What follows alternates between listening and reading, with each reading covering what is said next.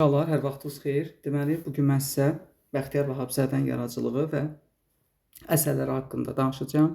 Bilirik ki, Bəxtiyar Vahabzadənin əsərləri hər il imtahanın əsas suallarından biridir. Bəxtiyar Vahabzadə 1953-cü ildə, deməli 25-ci ildə dünyaya gəlib, 2009-cu ildə vəfat edib.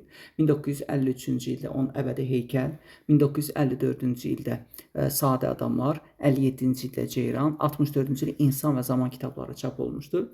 Lirikası lirik, epik və dramatik növlərdə yazmışdır. Yaradıcılığın bütün mərhələlərində lirikamızı orijinal şeirləri ilə zənginləşdirmişdir. Bu cür şeirlər milli istiqlal düşüncələrindən yoğrulmuş, ictimai fəlsəfi şeirlərin mükəmməl toplusudur. İctimai fəlsəfi şeirlərlə yanaşı incə ruhlu şeirlər də yazmışdır. Onun aşağıda adları çəkilən şeirləri var.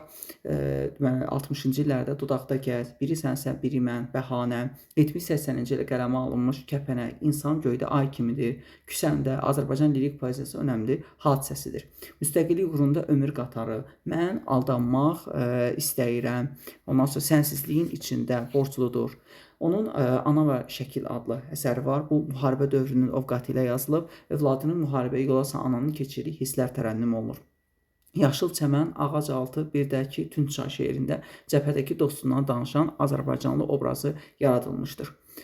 Məktəb təhsil mövzusunda yazdığı əsərləri Məktəb yolları, İlk cığır, Tələbə müəllim, Yazı taxtası əsərlərinə rast gəlmək mümkün olar. Ana dilinə həsr olunan şeirləri, Vətəndaş şeiri var onun, insanın vətən qarşısındakı borcu təhsili bədii ilə xatırladılır. Ana dili şeiri, doğma dilimizdə danışmağı ar bilən insanlara vətən çörəyini haram bilir. Latın dili şeiri, keçmişdə Sovet İttifaqı miqyasında milli azadlığın vacib şərtlərindən olan ana dili uğrunda mübarizədən söz açır. Azərbaycan-Türkiyə şeiri, dövlətçiliyin bərpasından sonra Azərbaycana təmənnasız yardım edən Türkiyə ilə tarixi bağlılığı və çağdaş münasibəti əks etdirən təsirli poetik nümunədir. Poemaları Xəzan bülbülü, ilk poeması Məhəmməd Hadiyə həsr olunmuşdur. Şəb-i Hicran, Füzuliyə həsr olunub. Ağlar Güləyən, Mirzə Ələkbər Sabirə həsr olunub.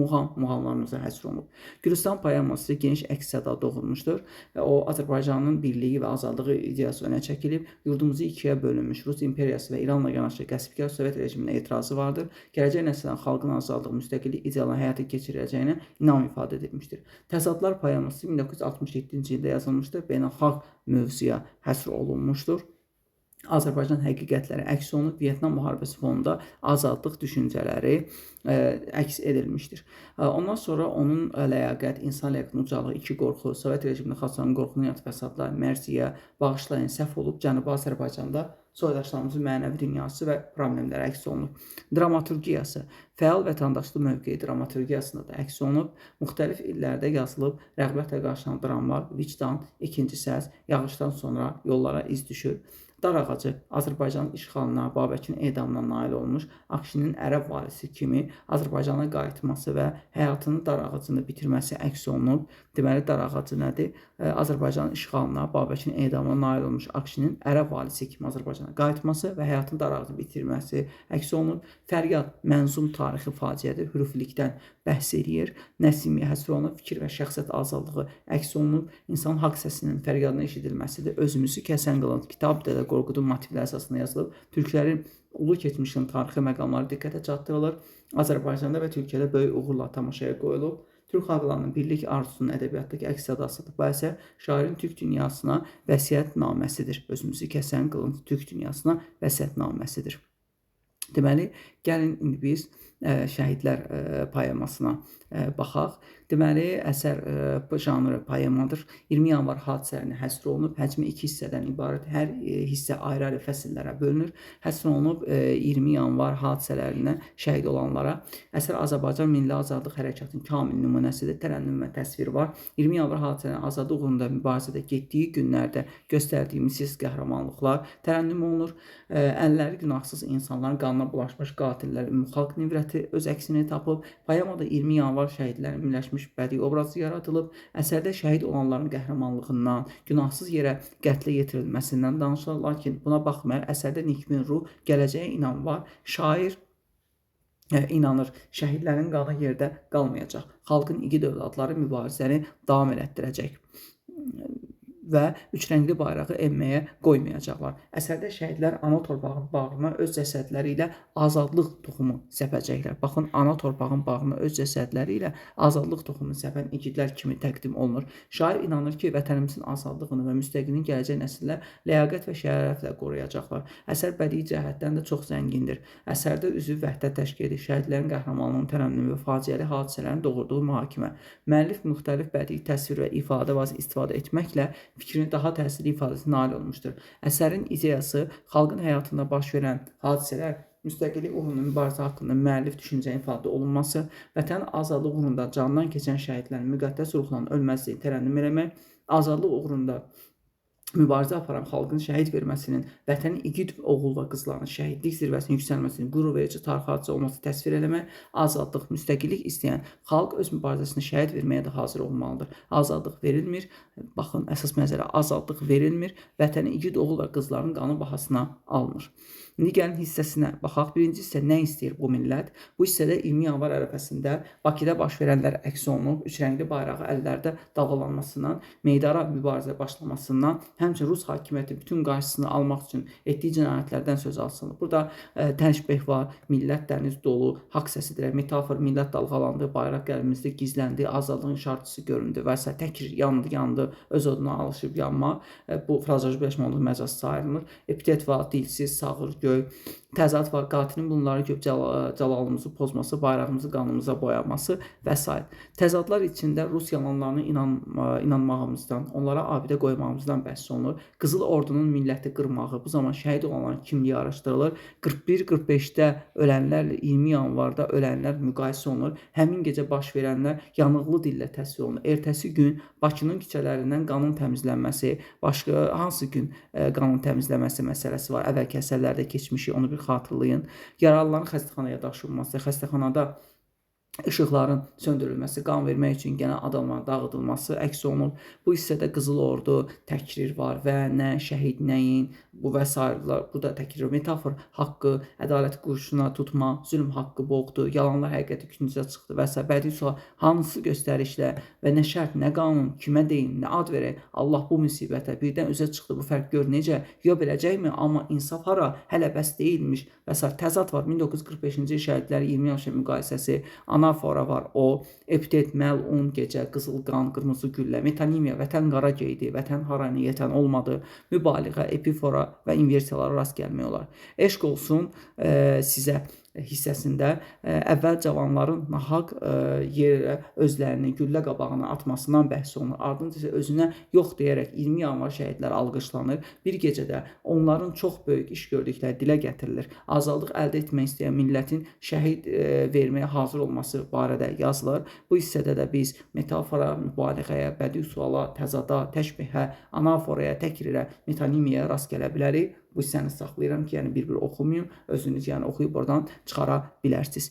İkinci hissə isə matəm mərasimi, şəhidlərin dəfn olunması əks olunub, insanlar tabutları çiyinlərində daşıyaraq sanki bu cinayəti Allaha göstərir. 1918-ci ildə ölən köhnə şəhidlər 1990-cı ilin şəhidlərini neyir? Bağrına basır. Burada da təşbih, təkrir, metafor, mübaliğə, epitet bunlara var, rast gəlirik. Axı biz nə eləmişdik? Sanki Şəhidlər xiyabında məzarlar, şəhidlərə hər yerdə qurulan matəm mərasimi, evlər, günahsız şəhidlər dilə gəlib soruşur. Axı biz nə eləmişdik? Bax bu sualı.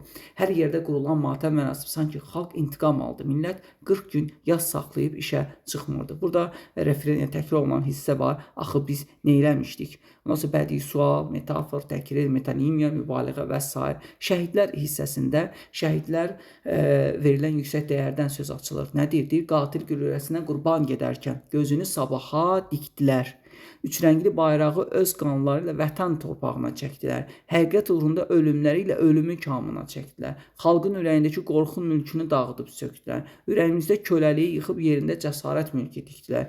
El qeyrəti çəkdilər, susturulan haqqı dindirdilər, qara torpağı qiymətləndirdilər, donan vicdanları qeyrətləndirdilər, hər zillətə dözdülər, dünyada mənim də haqqım var dedilər, kütləni xalq edən müqaviləyə qanları ilə qol çəkdilər, öz cəsədləri ilə torpağın bağrına azadlıq toxumunu əkdilər. Bu hissədə metafor, mübaliğə, təkrir, təzad, təşbeh və inversiyalara rast gəlməyimiz mümkündür. Gəl indi İstiqlal poeması olan hissəyə, onun indi təhlilindən danışacağıq. Bu da nəzmlə, bəndlərlə dörtlük şəkildə janrı poemadır, heca vəznindədir, ikiyə bölünmüş Azərbaycandan danışılır. İdeyası su gələn arxa bir də gələr, o taylı, bu taylı vahid Azərbaycanın bir xəritəsini görəcəyik. Əsərdə əks olunub Azərbaycanı bölən yad ellər, Rusiya, Fars, nifrət 1999-cu ildə Gülüstan poemasının davamı kimi yazılıb.